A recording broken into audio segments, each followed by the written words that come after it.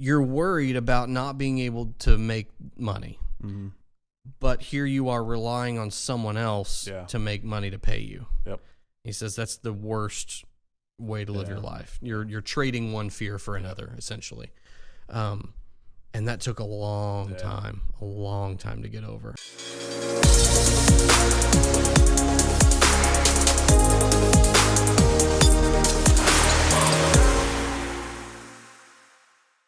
All right, guys, we appreciate everybody checking back in with the Brewed with Hustle podcast. We're doing our third episode today. We got our second guest, actually, and this is a friend of Casey's that Casey's introducing us to, and Casey's back there behind the mic today. How are you, Casey? I'm doing good, man, and I would say, man, he's more like a mentor and a friend. There you go. You know, already. I really look up to this guy a lot. We're kind of into a lot of the same things, and you know, if I'm ever having a problem kind of getting through an obstacle or anything like that, I call and talk to him, and he just makes it sound so easy, and then I implement the plan, and we're on to the next. Nice. I love you, Casey. So how long have you known Ryan? Man, I would say about 3 years now. We met in it was a social networking group called BNI that neither one of us are in right now, but I'm glad I met him. I'm glad our paths crossed because he definitely, helps me out in some times. So. Yep. We've got all kinds of different guests lined up that we're going to have on the show, and Casey recommended Ryan to us. So what I really like about when Casey recommends somebody is that if we don't get a lot of downloads on this episode, it's Casey's fault. Hey, I'll take it. we won't even blame it on you, Ryan. We'll say it's all on Casey. So.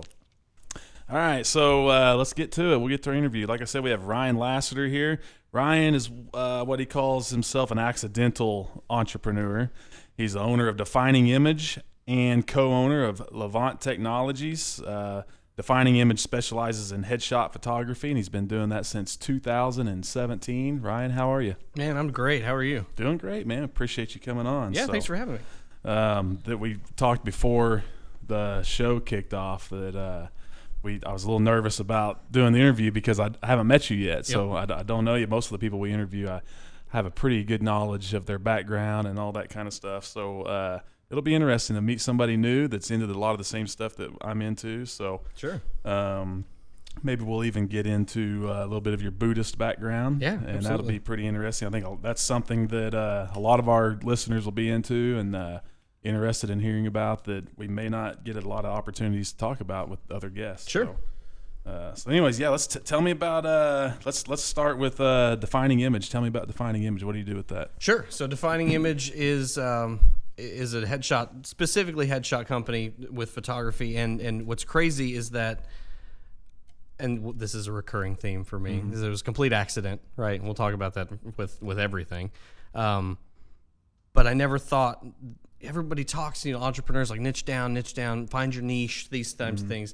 And you go through these periods of like, okay, well, I'm going to start out with this niche. What do you say? Do you say niche or niche? Let's get this straight right now.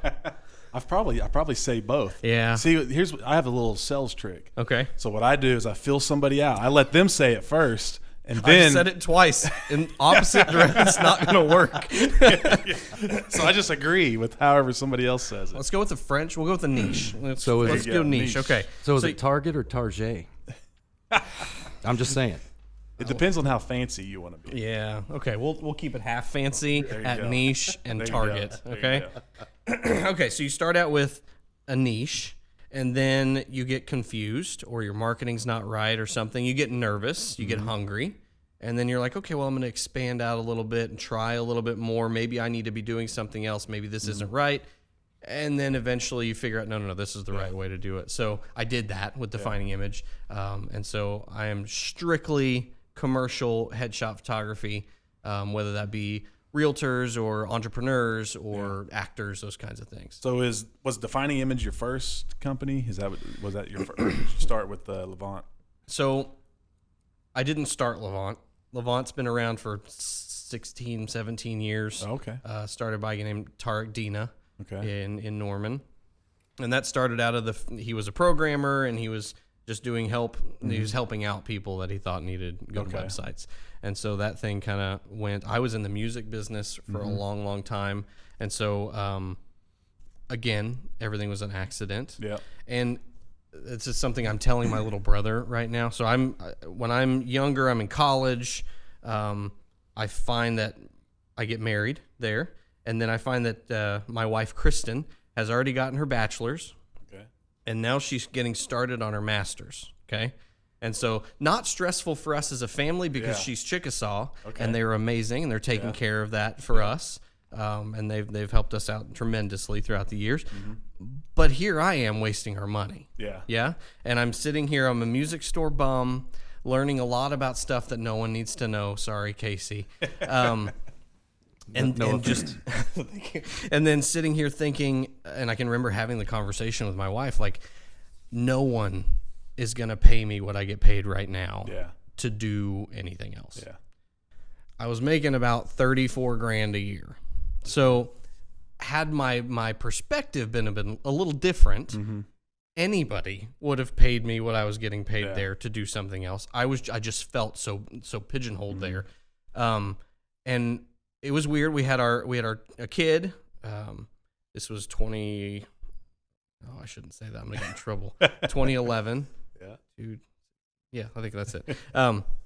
And it was starting to get a little weird because Kristen was there and she was doing her master's program, and then I started needing to work more, so I pulled out of the college thing and decided not to finish because I had no idea. Yep. You know, I didn't know what UCO was when I applied for colleges. Yeah. The only reason I applied is because that's where Kristen was going, and I wanted to be with her.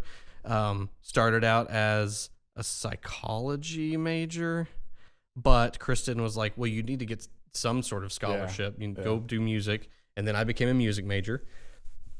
And then I started working with the people that would be my peers. Hated it. And I was like, okay, well, this isn't going to work. So then I went for music education. Okay. I would be a horrible teacher Yeah. because I have no patience. Yeah. And I saw the qualities that Kristen had being a teacher. And so I was like, okay, this isn't working. So then I switched to just history and then history education and kind of messed around. I was like, okay, I'm wasting our money. And so just went to work full time. And so by that time I had been working there so long, I felt really stuck, and I wasn't learning anything. And I think that's been my gauge for when I'm done with a profession is when I don't feel like I'm growing or I'm learning anything. It just makes me really nervous, right? And so about that time, Kristen had a friend from high school. We went over to their house for dinner and talked for a long time. And he invited me over to Chili's for lunch one day, just randomly. And I was like, oh, cool, I have a friend. No, he had a proposition. So he wanted me to run a company for him. He goes, hey man, we're starting this hosting company. I need you to run this for me. To which I replied, no, I can't. I don't even know what that is. Yeah. Why would you want me to run this? He goes, well, I need a people person. It's like, okay, cool, I can do that. Yeah. But I don't know anything. I don't know what an IP address is. I don't know what you're talking about. I don't not know the first thing about websites. So, but this was my out, right? This was my next thing. It wasn't having to worry about commission. I was kind of a little bit more stable. I was thinking about the family, making that kind of idea. So that's what moved me to Norman, right? And so there was an IT company and Levant that owned this little sister company. Two parents they were running the company differently. And so ultimately it didn't work out. And I had to choose between Levant and the IT company. And so I chose Levant, which was the more creative side, got stuck in web design and doing that stuff, which I love. Yeah. And I didn't know. I had no idea. I just fell in my lap, you know? All of a sudden I get around these creatives and these people that are like stretching and pushing and doing all these things. The CEO at the time, Stacy Eads, is well known in this community, and it was amazing just sitting down across the table with someone and just soaking everything in. I can remember sitting in that office for hours just being enamored by all of these things that she knew. Like, how do you know all this stuff? Like, what is it? How do you do this? And I think that's kind of what sparked something in me is just being around this group. You know, Stacy taught me how to network. Stacy taught me what it meant to run the business and how to do all these things and to think in different ways, but still never had an inkling Yeah. for owning a business or doing Yeah. anything like that. So I really started off just being an employee. Yeah. Um, So at this point, you're really falling in love with that area of work, yeah. like that type of work. And just business, Yeah. right? Because I didn't know. I always worked for small businesses, you know, a skating rink or a local pediatrician or these things. And so I always had these weird ideas about what an entrepreneur is. Yep. It's either someone who takes ridiculous weird risks and loses A bunch. Yeah. Yeah. Do you cuss on this thing? Yeah, You go. lose your ass half the time, Yeah, right? yeah. Which I don't like. Yeah. I'm a little bit more cautious when it comes to that. Yeah. Maybe I wouldn't have if I would Yeah. have started a little bit earlier. You know, Yeah. Gary Vee talks about, you know, what the hell are you doing? Just make it Yeah. happen and just Yeah. do it. I'm a little bit older with the kids. It just kind of makes me a little bit more nervous. So I just never had that bug, but I started meeting people that did. Yeah.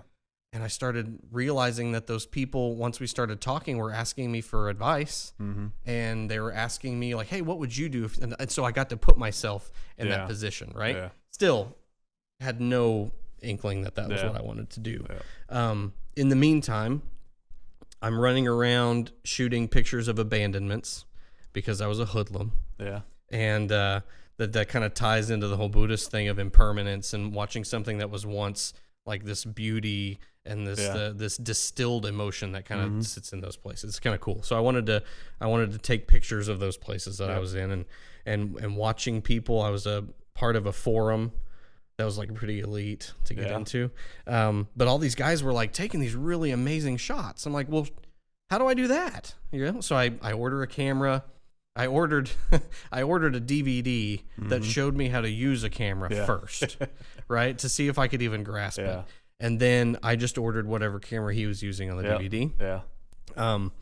And Notice you said DVD, not YouTube. exactly, it was an actual physical disc Yeah. that got delivered to my Forgot door. about those. It's crazy. And then Remember how clear DVDs were? Like you would watch something on DVD for the first time. It was like, wow, this is incredible. If I handed that to one of my kids now, they would look at me like, is this a video game? it's like, can you just stream this? What's it on? Yeah. Okay, so once I got into that a little bit, I thought, you know, how can I make this more a part of what I'm doing? Yeah. Right. And I thought, okay, I'm just going to shoot pictures for websites. No payment. I'm just going to do it. Half the time, here's an insider tip. Yeah. Half the time when you're building a new website and you're doing all this stuff, it's the verbiage and the pictures that never happen on time. Yeah. That's the stuff that everybody's always waiting on at the last minute and thinking, oh, this one page needs to be finished. And so I thought maybe I could alleviate that a little bit, because I'd have people that were like, hey, we're ready to launch this. All I need is your big hero image, Yeah. that image on the top of the page. And they'd send me like a vertical shot that they took of their phone. I'm Yeah. like, yeah, nope, that's not going to work. Yeah. And so I had my camera. I was like, I'll be there in 20 minutes. I'm going to make this happen for you. You're going to love me. This is going to be the best thing ever, right? Customer service. And so I did, and it was awesome. And I started shooting more, got a little bit better. Still terrible, but got a little better. And one day I got a call from a project manager, and he had moved. He had started a project on Main Street in Norman and then moved to Chicago. Okay. So he was trying to push this over the finish line. Yeah. So he calls me up and he says, hey, Ryan, I've got a law firm on Main Street that needs some pictures before we launch the site. I said, cool, no problem. Tell them I'll be there between 9 and 5 tomorrow. I'll just take some shots around the building and on the outside. Everything will be fine. I won't even bother him. He said, no, that's not going to work. It's like, what do you mean? He's like, well, they need headshots. It's like, no, I'm not shooting people. They move. Yeah. They're weird.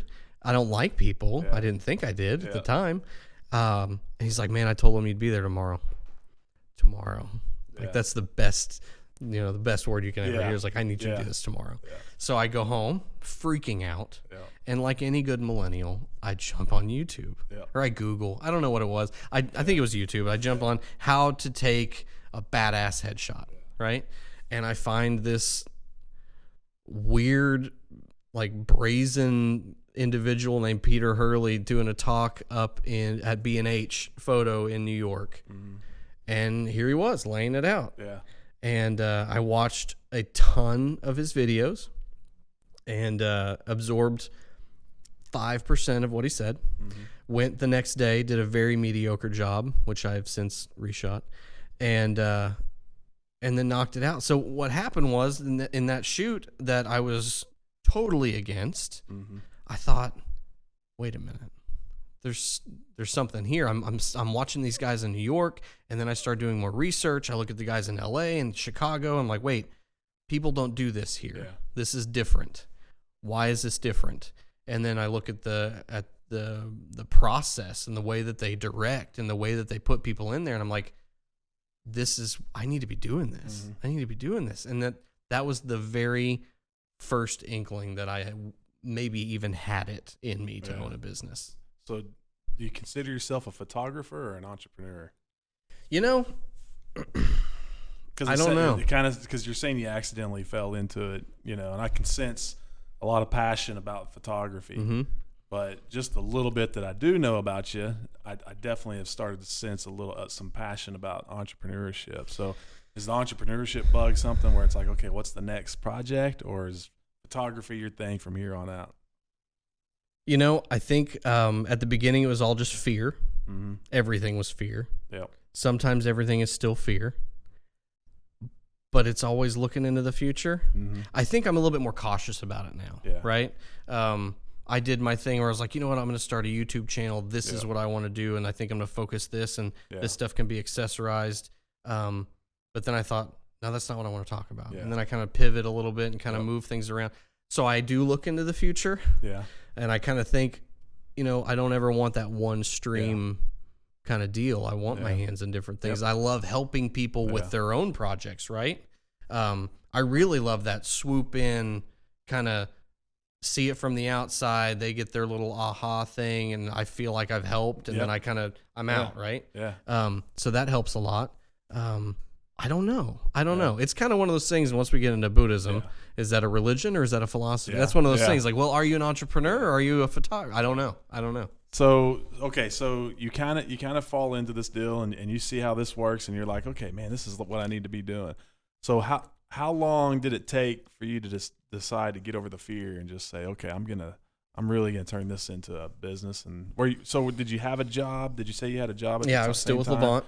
Okay. Yeah, still with Levant, and I'd like to say that there was this big moment. Yeah. And there kind of was,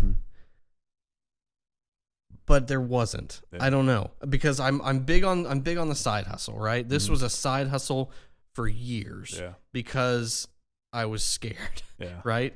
And I think there's a huge distinction that I had to overcome of fearing entrepreneurship in terms of income and thinking, what if? Yeah. And someone sat me down. Gosh, I don't remember who it was. Someone sat me down. It's probably Jared Garner. That sounds like something Jared would say. And he said, man, you're worried about not being able to make money. But here you are relying on someone else to make money to pay you. Yep. He says that's the worst way to live your life. You're trading one fear for another, essentially. And that took a long time to get over. And that's one of the craziest things for me that I hear people. I mean, fear always seems to be the hurdle for a lot of people. They want to do something. They want to start their own business, and they have this fear. And I can't. Now, of course, I was probably somewhat in that same area. My hurdle was more. Can I do it? Do I have the ability to do this thing? But there's nothing that creates more fear than working for somebody else and having to rely on that person for your family's livelihood. And so it's like I just try to tell people all the time, man, if you can live with that fear, you can live with the fear of entrepreneurship. Okay, so answer me this, because there's another side of this coin, right? What does it take to be an entrepreneur? Yeah. And does everyone have it within them to actually live that life? Yeah, I don't think so. I mean, a lot of people that I talk with probably get the feeling from me that I think that anybody can do it. And I don't really think that's the truth. Like, I think there's more people that can do it than you think. Like, there's people can can be entrepreneurs and they just don't think they can. That was my deal. But I will say, like, a lot of people don't know what's involved with entrepreneurship. And a lot of it is YouTube and podcasts and books and these things that we consume that makes entrepreneurship look sexy. Yeah. You know? And so you're seeing all the good of it. You got the guy, he's on his boat somewhere and he started some tech company and now he's a millionaire or whatever. But they don't see the regular guys like us that are entrepreneurs and the hustle, the hard work. I still have nights where I can't sleep. I'm worried about a financial situation, or we just had the COVID-19 deal. How am I going to survive? How's our company going to survive through this? So there's always there's stresses with everything. Yeah. I would just rather be in control of it myself than allow somebody else to be in control of it. So that's probably the thing. But definitely, I feel like people need to see the real side of entrepreneurship before they do just jump in, and they need to know if they're made out for it or not. So that's something that you've talked about, and you talked about in your article a little bit, was I wish I had access to this information. Yeah. So whenever you were going through your transition into business ownership, that feeding that bug a little bit, what were your top three? The things that the piece, the books, the podcast, the video, like, what was the top three things that you're like, you know what, I can do this? I'll be honest with you. When I decided to do it, there wasn't really. The thing that made me realize I could do it was that I had started running casinos, and the tribe said my boss ran our casino, and he came to me and he said, "Hey, the tribe wants to have a new casino out on Route 66 in Chandler." And I knew about the property. When my grandpa was our tribal chairman, they had started putting a huge resort casino out there for years. So I knew this property, but it was in the middle of nowhere. I knew that all it was trees and a field, And they said they wanted to have it open by the time the tribal elections happened, which was going to be in like 90 days, 3 months. So all we have is a field, some trees, and they want a casino there in 90 days. Now, this is the exit with the milk. Highland? Is it Highland milk? No, so it's right. You take that Wellston exit. Wellston. Yep, off of 44. So there's literally it's nothing. There was nothing there. So now they'd done some planning. My boss at the time had been working with the tribe and doing some planning on how they would, do a casino. Yeah. And I can just remember we told the tribe that's just not possible. 90 days, and we want it done. So we said, okay, we'll do it. I think in the back of his head, my boss was kind of like, when it gets to that time and we're still behind, they're just gonna have to be okay with it. What are they gonna say? Shut it all down. Yeah. So we get started, and I think after a week of construction, which is not construction, just clearing out the land, this huge rainstorm comes, and it rained for days, and I think there was like a tornado warning, and we found out real quick that it was like in a floodplain area. Wow. And so the whole place is a mud pit and flooded, and so no construction for like 2 weeks, And then when they did start up again, they had to raise the ground level up. And so long story short is we finished it in 88 days. And on election day, we were literally inside, like finishing some wiring and hiding wires and all that kind of stuff, So, but we got it open, and I can just remember after the first day of opening, like I literally went to the tribe. It was election day. I voted, came back as early as I could, started getting ready, and I was there till midnight or whatever.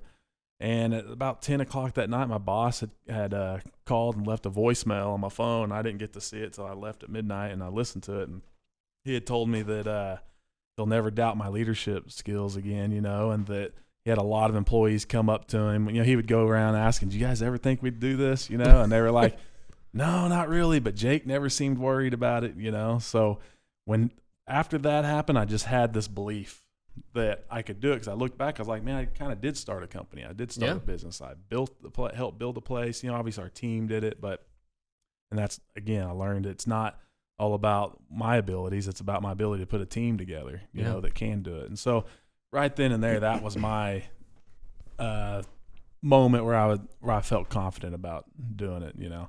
Now, obviously, for years, all of the Zig Ziglar of the world, the Tim Ferrisses, and all the stuff that I'd listened to and read probably played into that a little bit, you know.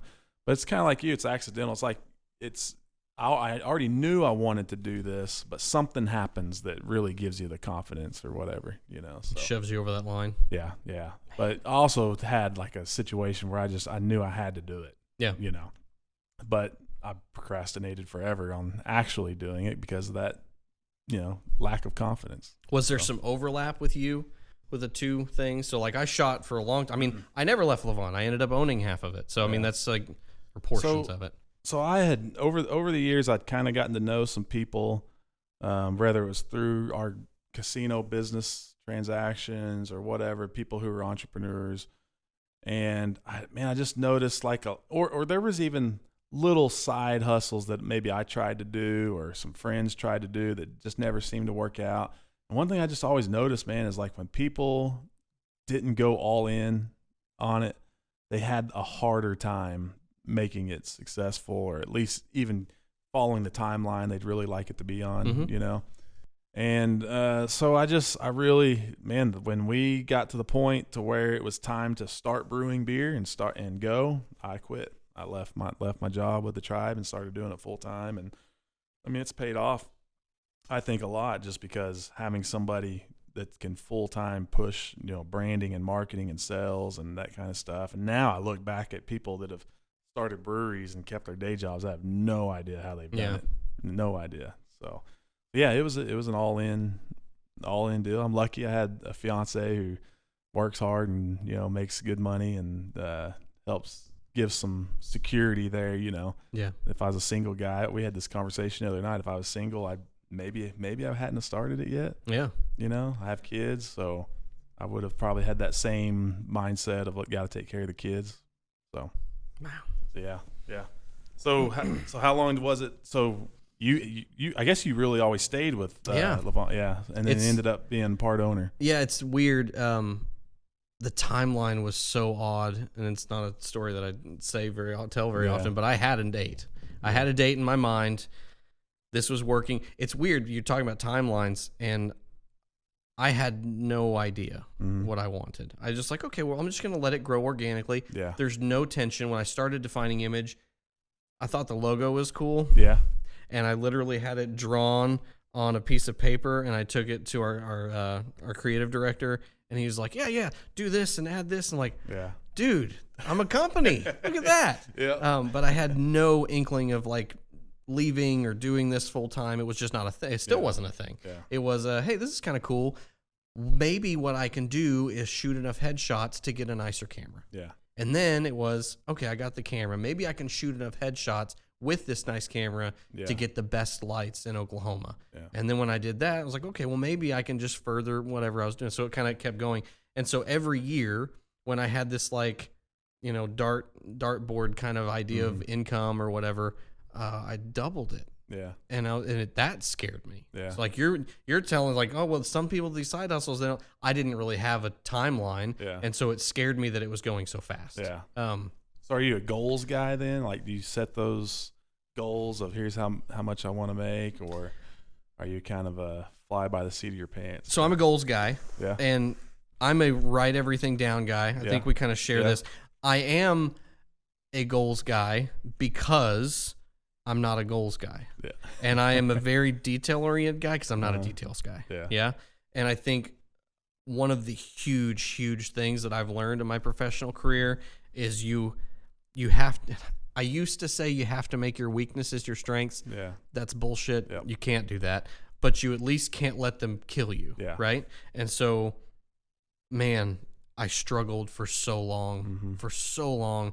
And understanding, like Peter Hurley, the Headshot Crew guy, my mentor and teacher, is big into Bob Proctor. And Bob Proctor is incredible, but his goals stuff is amazing. And Peter Hurley tells a story about how he kept a little card in his pocket for years, or this is the date and this is the goal that I'm going to have. Yeah. And every time he started getting a little, weary or whatever, he'd pull that goals card out and things. So that being oriented with that kind of people made me goals oriented, but I'm not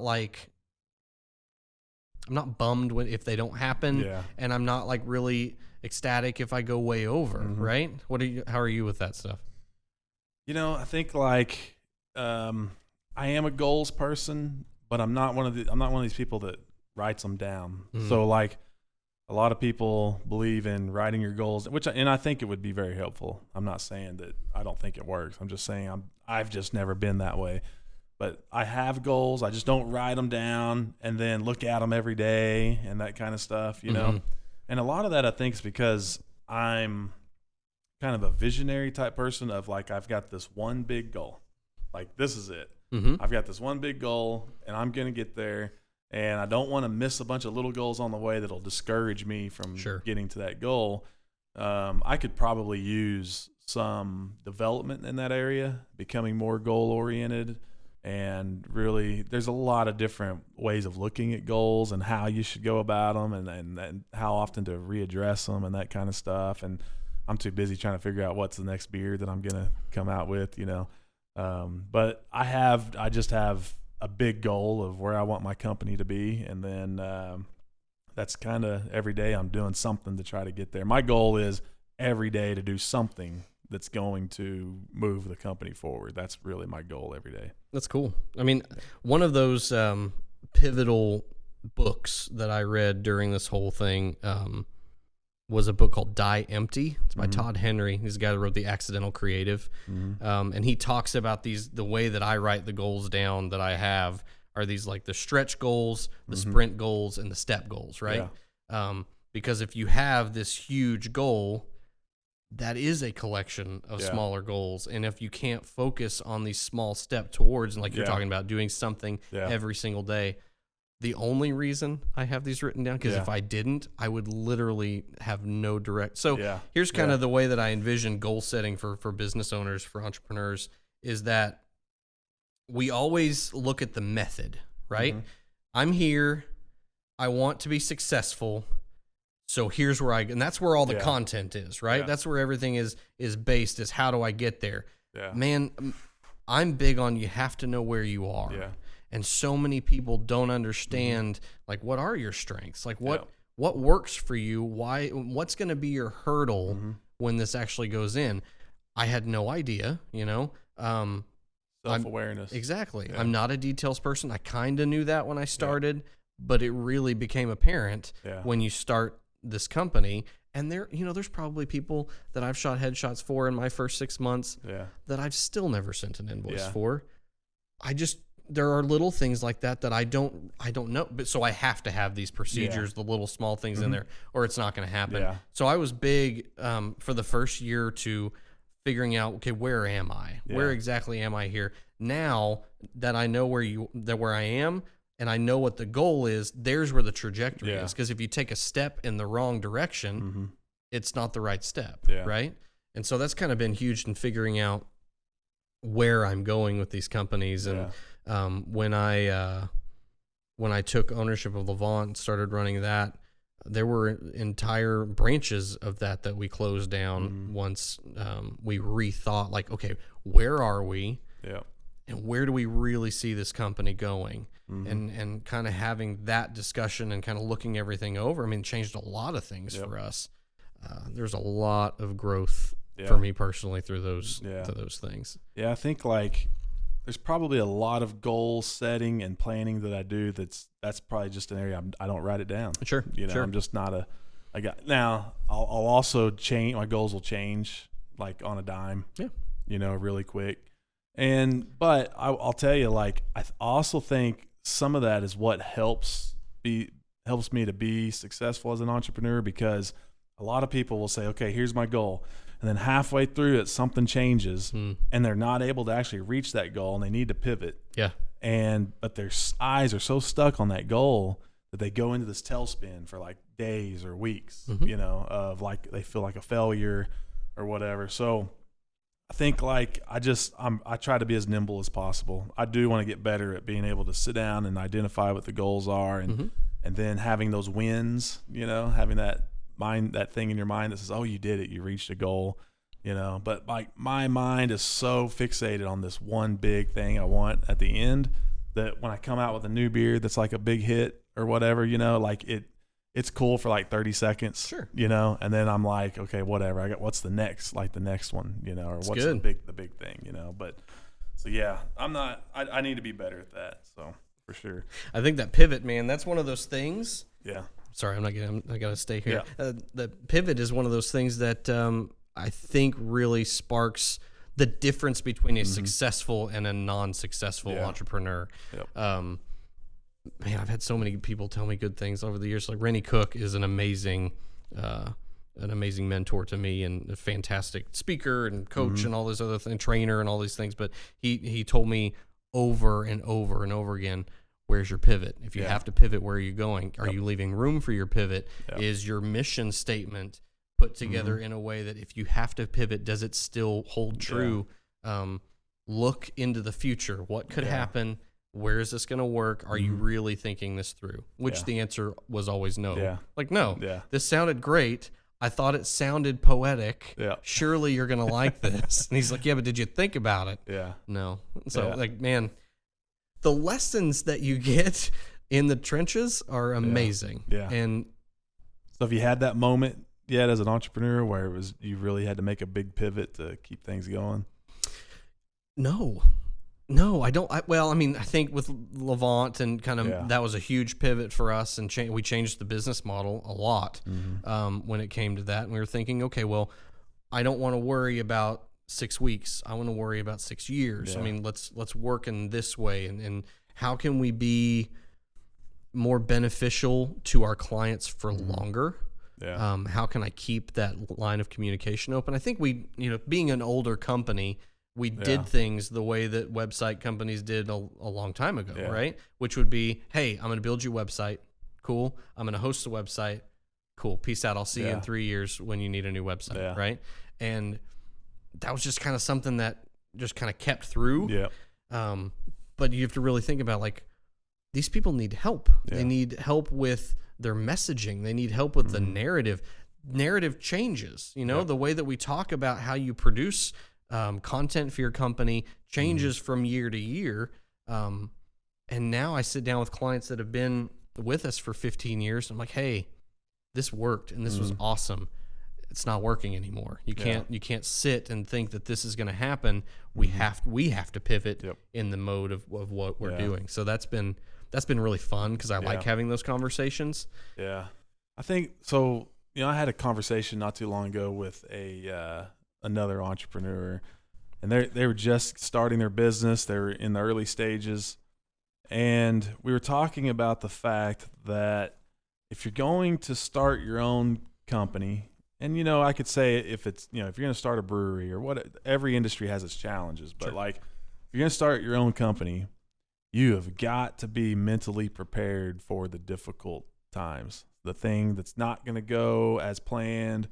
Something's going to happen that's going to just like come out of nowhere, and it could really kill your business, and you've got to be prepared to deal with that, or when there's tough times, when sales are down for a month or 2 months, can you keep your mindset where it needs to be to keep going, to keep fighting and keep getting through it. And I would have these conversations with guys like that while times for my business were pretty good and growing, and sometimes you don't realize that you yourself are going to probably face more of those times. And then COVID-19 hit, right? So what are some things with your businesses that have been tough during COVID-19 and how because we're about the end of May right now. So for people that are listening to this later, that's when we're having this conversation. So businesses here in Oklahoma are just now starting to open back up and get through to maybe phase 3 or whatever. Is that we're in all these little phases? Yeah. I feel like I've been in the same phase from day one. But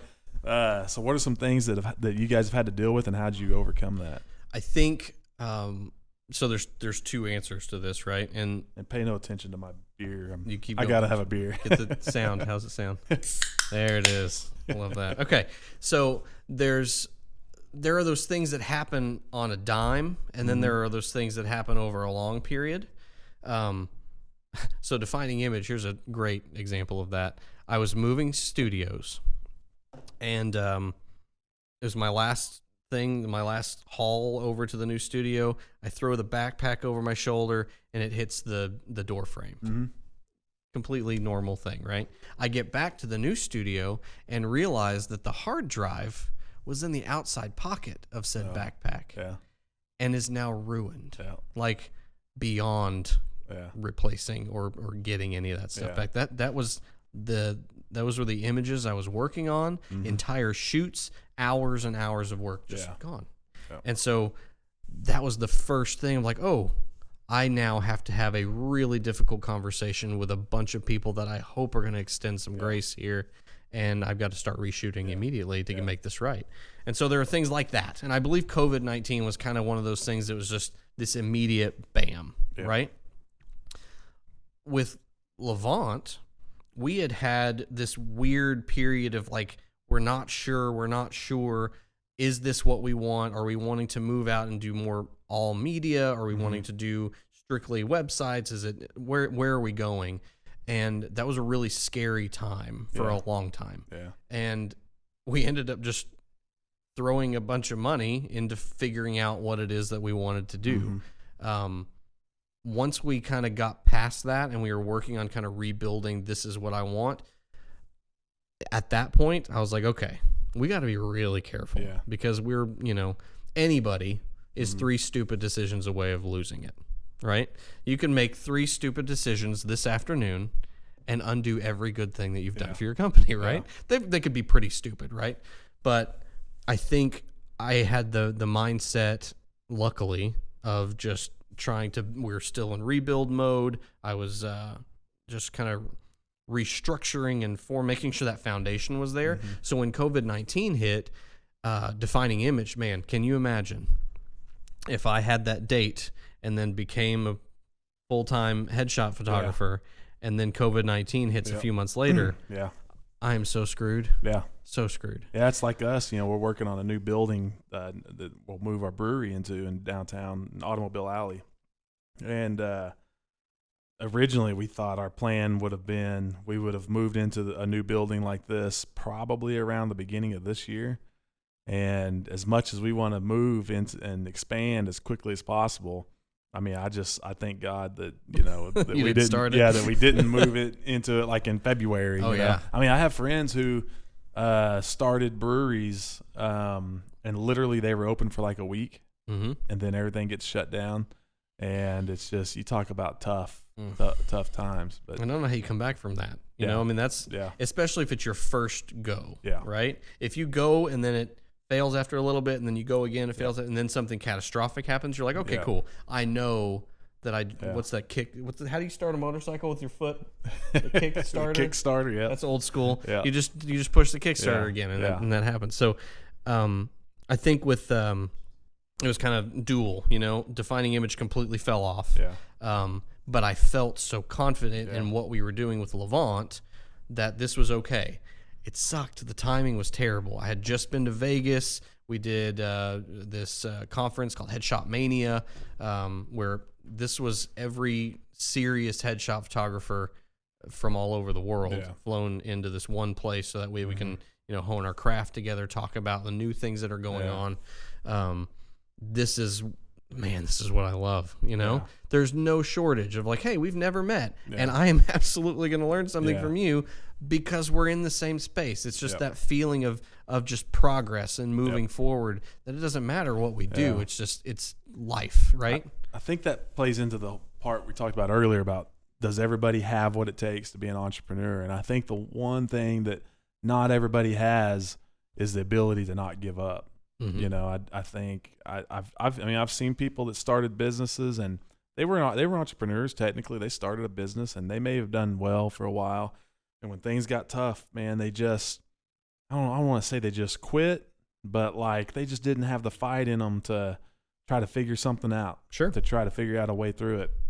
That's probably, man, if I could tell people, what's the one thing you need to know before you start a business is, are you ready to fight? Are you ready to not give up? I kind of wonder, I'm going to avoid making like a statement here because you're recording, but I wonder if perseverance is a bit of a muscle. Like if I had to fight for defining image really early on, would I have done it? Right. Yeah. And I think that kind of leads into another question I had for you, because you got into the brewery business. You're drinking a beer. I don't drink beer. I don't like it, but I'm more than welcome to figure out if I'm wrong. But I would assume there's a passion there, right? That was something that was kind of different for me. Yeah. Photography, there was a bit of a passion there because I enjoyed being out and doing that. There was no passion for headshots. I turned down the first gig. I turned down the first few gigs, and people had to convince me to do their business headshots. I kept saying I'm not ready. There's not even a name for the company yet. And I can remember sitting at Panera Bread with another business owner, and he was like, "Who cares? Just open your phone, tell me when you're coming to my office, and you're taking our headshots. Like, how hard is this? You just do it."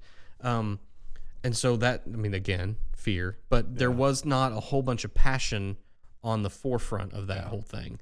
It came after, you know. I could butcher a quote, but I'm not going to. But they talk about action comes before passion, and you've got to make it happen first. So how was that? How far did that play in for you? Well, I know, like in your situation, it would have been interesting to see if there had been some big time, a COVID-19 type catastrophe hit your business in that beginning stage before you built the passion. Because I'm a big believer in that you've got to be passionate about something about your business in order to fight through those things, in order to get up in the morning and go take care of some catastrophe that needs to be taken care of, to put in the extra hours. Because look, we talked about this in one of the other episodes. I deal with laziness, and there's something about my company that makes me work my butt off, and so it's the passion. But I do have a passion for brewing beer. It's not so much just the beer, which I love beer. All you gotta do is look at me. You can tell I love beer. But I homebrewed beer since I was a kid with my dad.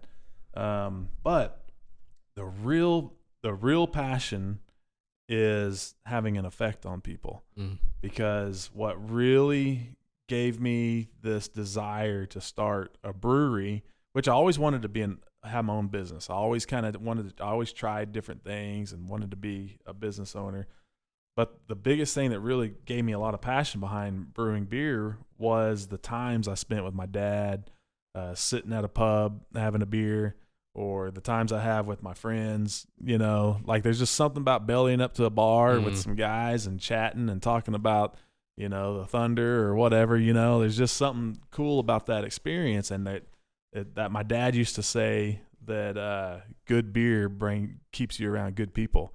That's good. And there's something about that. There's just something about going to a craft beer bar or brewery as opposed to, some other type of bar, just the people that you come across and that kind of stuff. But so I love, when somebody posts something on social media, Untapped or something like that says, shows them with their dad or their friend or their wife or girlfriend, and they've got one of our beers, and they're talking about how much they love it, like that.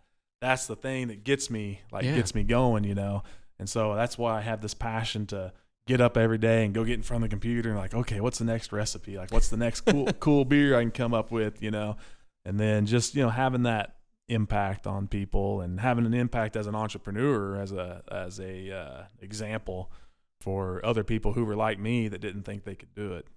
So that passion gets me through a lot of difficult times. So I wonder, you're tapping into something that's terrible. You're getting into something there, the community, and this looking outward and being a part of something that's larger than yourself is pretty essential. I think that, you asked about COVID-19, if that would have hit early on. No, I would not have fought for it unless I was already in the Headshot crew, into this community of people, of like-minded individuals, in a community of people that do what I do. and can encourage and support during these things. I mean, it's been amazing. It's been amazing. Like normally when you're posting headshots for review and you're kind of putting them up against people all around the country, that's kind of a normal thing that we do. Instead of that, we've been doing like these weird like mask selfies and do pictures of your dog or do pictures of your kids and that kind of stuff. Just keep the craft going even though we're closed, right? Yeah. And so many of them in New York and LA, they're still really like I think you hear it here first, people, that like June 1st, I think I'm feeling okay to take one-on-one sessions. Yeah. But there's some people that are going to be closed for a really, really long time. Yeah. Because, you know, like, I mean, I've had meetings one-on-one with people. We're doing this podcast now. We in the brewery, you know, we try to be as distant as we can. But that's hard with everybody there, you know. But I'm one of those guys that honestly, like my feeling is until there's a vaccine, like nothing's going to change from today to a month from now or 2 months from now, right? But even with that being the way I am, me and my fiance had a conversation the other day. Like, I really need to get back in the gym, you know, but I'm afraid to go to the gym. You know, I mean, to me, the gym was already the nastiest place, you know, and so there's still, and every time I go to the grocery store, I feel kind of nervous. You know, Are you a mask guy? Do you wear masks out? Like off and on in the beginning, I did. You know, I had one of those buff neck gaiter things I'd pull over, which, you know, I've already looked into that deal. They said that they're useless. You know, the buff thing is kind of useless. But so in the beginning, I did a lot. Man, with the beard, dude, that is really hard to wear a mask. But I don't know. I probably should, you know, but we try to go to the grocery store when we think it's not going to be very busy. Sure. But you still got Martha over there picking up the tomato. No, that's not a good one. Picks up the other tomato. Oh, no, that's not a good one. You know, and that's happening all day long, you know, before you got there and after you went. So, yeah, it's a little nerve-wracking. So, yeah. Have you been have you gotten a haircut or been to the gym? No, I made my wife do it. Yeah. I've been walking. A lot, getting up a little bit earlier and walking. And I feel like, I suck at it. Yeah. I suck at it. When I do walk, it's like, yeah, dude, I'll do 3, 4, 5 miles and I'll feel really good. And if I can do it early, then I'm ready to go work. Yeah. If I don't, you wake up at 9 and then half your day's gone, right? Because then the kids are up and they want cereal and you got to do all that. This thing is different. Like this is different than anything we've encountered in our lives, especially in our parents' lives. Yeah. I don't know. I think like it goes back to community, right? Yeah. I feel like we've got to make a decision together. Yeah. Man, I'd hate to be mayor right now.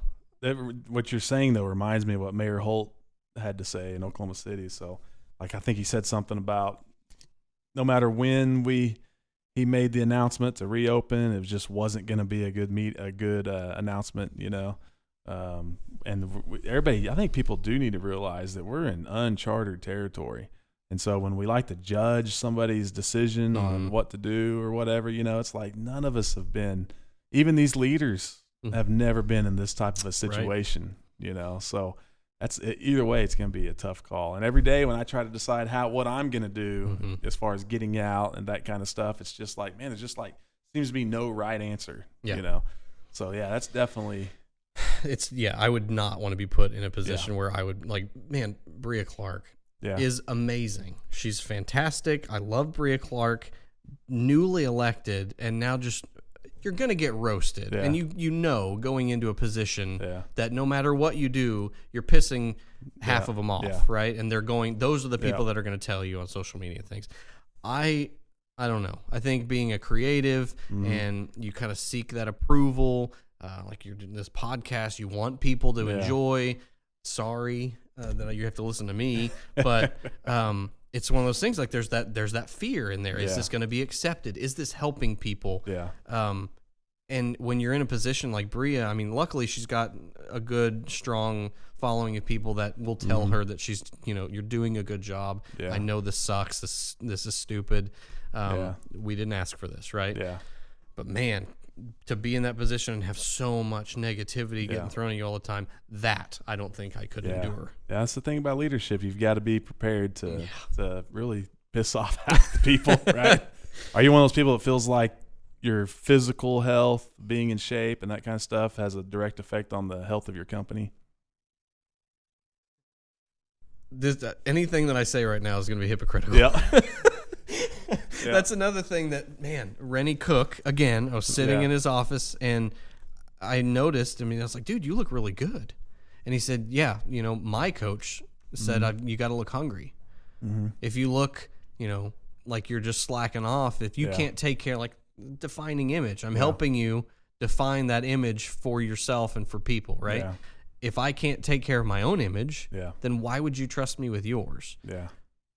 So yes, absolutely. I feel like when I'm exercising, I'm eating a little bit better. I'm terrible at all this, man. Yeah, same so there here. is, I can't, Same here. I can't make any definitive statement. It's going to sound like an asshole. Yeah. So, yes, that is correct. I should follow my own, own advice there. So thanks for that. I can tell you, I can tell you that I've got a pretty good feel for what works. Now, whether or not I always do that is a whole nother thing. Like I know when I'm at my best, like what I need to do to be at my best. Mm-hmm. And some of those areas I'm just not good at sticking to, especially during this COVID-19 thing, man. It's just thrown me for a loop when it comes to some of that stuff, It's funny when the people around you that are closest to you start noticing a change for the worse. Mm-hmm. That's when action happens. I think that happened to me maybe a month ago. The kids never eat the things that we buy. Yeah. And even if they're sweet. So like we have Oreos in the pantry and no one ever freaking eats them. Yeah. And so of course I don't want them to go bad, right? Yeah. So I take care of it. I want to support this family. Yeah. And so I eat all the Oreos. And so I bring out, Kristen buys another thing of Oreos and my daughter is like, Dad, you cannot eat all of these Oreos. I said, they go bad. Like they get gross. You can't eat them. I said, do you know what happened the last time I refrained from eating the Oreos? And she looked at me and she said, what, did you get skinny? Yeah. I was like, like, great. There's your moment, Ryan. Yeah. You should probably lose some weight. Yeah. If your kids are like, hey, look at the guy that can't stay away from the Oreos. So what's the future hold for your companies?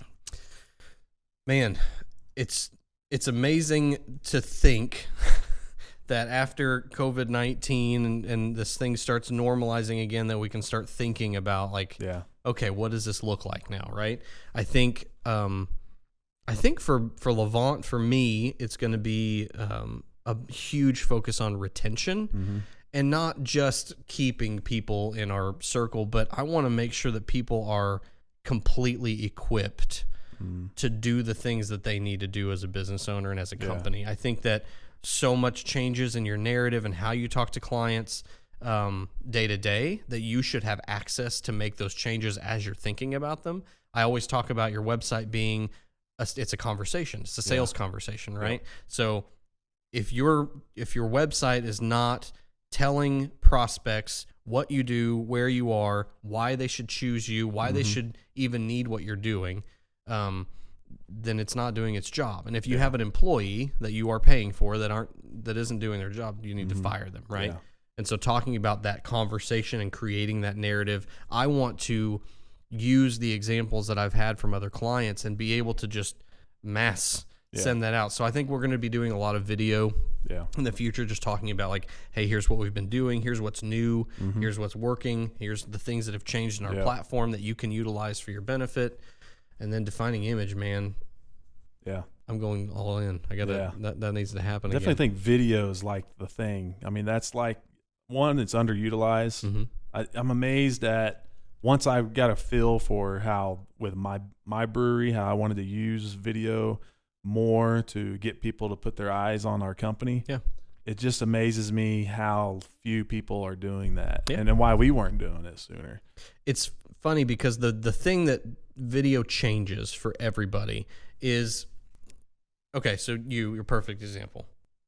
I get called. I say, hey, do you want to do this podcast? I'm like, yes, absolutely. No idea who this is. Yeah. I don't know what's going on. Okay, so I read an article. Yeah. I kind of get the sense of your voice. I'm like, no, okay, I'm going to like this guy. Cool. Yeah. And then I'm like, yeah, but I need to know what it feels like to be in a room with him. You watch the YouTube video, got it. Yeah. I'm there. Yeah. There's nothing that's going to tell the story and the culture of your company like video will. Yeah. You know? Yeah, before we got to the studio, I stopped in to speak to. There's a new liquor store that had opened down by our house, so I've been waiting to catch somebody in there, so I could sell them some beer. Sure. And so I stop in and talk to the owner, and she had just had a customer in there asking about us. We've been doing deliveries, Nice. during this whole deal, and That's so cool. everybody in our neighborhood over there has been getting our beer delivered to them, and so that was going to be my big pitch. If she gave me any kind of a hesitancy, I was going to tell her all about how all these people have been drinking my beer back here in this Perfect. neighborhood. Look at you. And but anyways, she had already heard of us from somebody coming in, and she said, I've actually got you pulled up on the computer right now, because she had never heard of Skydance at the time, so she went and just Googled it. A year ago or 6 months ago, even if somebody had done that, it would have probably pulled up Facebook first. Maybe our website. We weren't putting content out on blogging or vlogging or any of that kind of stuff. So people, they would have seen kind of some of our cans and some of our Facebook posts is about it. But she had seen the vlog that we're doing now. She saw a lot more stuff. So she actually recognized me just when I came in, Yeah. And so that's like real powerful. Like there was no like genius sales move being made Sure. at the time when I was there. It was a done deal. It was already over with, So definitely, man, just the power of it, and then the power of just putting out as much content as you possibly can, and being easy to find by people. Yeah, So, I think that's going to be the biggest differentiator. Yeah. I mean, yes, you can get a headshot from any photographer that knows how to hold the camera. There Yeah. might even be one sitting in the room Yeah. as we're speaking that could take a headshot, Yeah. right? Yeah. And so now I've got to differentiate from people like that. Yeah. And then there's even other members of the headshot crew. I think there's 4 of us in total in all of Oklahoma. Yep. And so, okay, there's a little bit of competition because then you've got stylistic, the quality's there. It's a little bit different. The direction and everything, the coaching's there. So how do you differentiate now? It's all personality, Yeah. right? If I can get you to understand what it feels like to be in the studio with me, Yeah. then I've got you, Yeah. right? Then you know Yep. that it's not going to be this really weird, tense, stuck Yeah. up thing. And people are scared about that stuff. People Yeah. are scared about their image, and I think that's why they don't like being on Yeah, video. exactly. too. If you get on Facebook and you have a friend that needs Casey had a roof issue the other day, or you've got somebody who needs their AC worked on or whatever, people go to Facebook and they say, are any of my friends a HVAC guy? Yeah. Or any of my friends a roofer? And the reason is they want to do business with people they know, right? And not everybody can know you, except when you do video. Yep. There's something about people watching you on a vlog, especially. I like the vlog format because it's like they're there with you and they're just getting to know your personality. Whereas a commercial, oh, that's the Sam Adams guy. It's like you don't really know him. You know, you just it's just a figurehead, right? Sure. And so there's something about the video thing that I've noticed, and we just started it. We haven't done but a few episodes. But there's something about it now when I see people who have watched the vlog and their face lights up, and they feel like they know you. Yeah. And that's like the whole point of it. Same thing with the podcast. Like I want people to get to know me as the owner of Skydance and feel like when they put our beer in their store or their bar or their restaurant that they're doing business with somebody that they know. Yeah. And there's something cool about video that does that. And you're to me. also starting in a long form Yeah. setting. Yeah. And so then you can take that Take long little form bits and and pieces, pulling that out and be where they are, Yeah, right? yeah. If they're looking for you on Instagram story, Yeah. they're not going to find you on YouTube. Yeah. It's just not going to happen. That's unless how I you make know it happen. somebody listens to Gary Vee when they're saying stuff like that. So, all right, man. So I guess last question for Sure. you, and we kind of maybe hit on this a little while ago, but so you're talking to somebody who is thinking about opening a company or starting a company. They've been working for the man for a long time, and they're scared to jump into entrepreneurship. What's the one thing? What's the one thing you're going to tell them? You have one chance to tell them something, and this is going to either make them do it or not. What is it? That's good. That's a good Yeah. question. Man, above anything else that I've done, I would tell people get your tribe together Yeah. first, right? Whether you call that your board or your tribe or your family, the close people that are going to help you not only now when you're thinking about this, and these are knowledgeable. This is not literally your brother and his friends, right? This is like that You're great, group- honey. You're the greatest. right. I need somebody. That's how you end up being the girl on American Idol that gets up in front of everybody and can't sing. Yes. It has to be people outside, Yeah. right? And people that are not necessarily in your industry, and then people that are, right?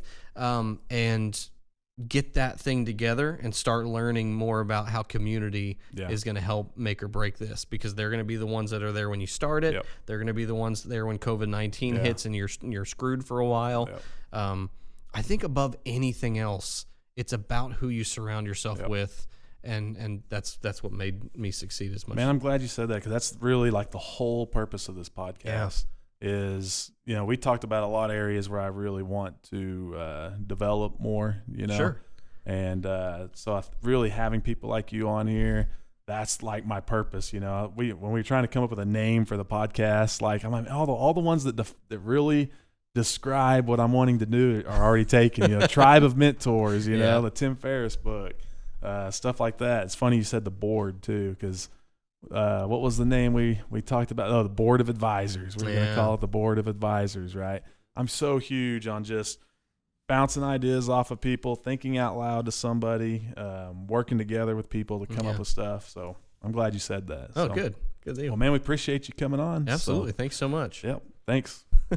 How'd I do, Jake? He's pretty cool cat, right? He's pretty good. He's pretty good, except he said he doesn't like to drink beer. So Yet. we'll have to. I have not found one yet. Well, hey, that's one of those things that maybe we can coerce him into. I may have had some ulterior motives going into this a little bit. Yeah. So Casey, what'd you take from the interview today? Man, I've known Ryan for a couple of years, and So no surprises. man, not really any surprises. I mean, the guy just carries himself so well. Yeah. And I try. he's one of those guys that gets himself into the situation. You know, he doesn't wait for the right situation. He's just in there. I mean, he comes off a little bit meek and no, not at all. This guy's a bulldog. He really gets in there and finds where it's at. One of the things that I've really learned a lot from Ryan was ask more questions. Yeah. Because you're going to learn more about whether you're selling something, whether you're trying to get somebody's business, whatever it is, ask more questions, get to know that person better. That way you can help them and kind of fine tune it and suit it to their needs. Yeah. So that's one of the big things that I take away from him. Yeah. Well, cool. Well, it was a good interview, and everybody check us out next time on episode. Well, the next one will be episode 4 already. So we're starting to build them up here. By the time people hear this, we will have released more episodes. But at this point in time, we haven't actually launched yet. So, but everybody check us out on iTunes, Spotify, YouTube. Those are all the places you can find Brewed with Hustle. Hopefully, we're able to get some guests as good as we had today. So, thanks for everybody for listening and watching, or wherever you're catching us at, and make sure that you take heed of the things that Ryan taught us today. So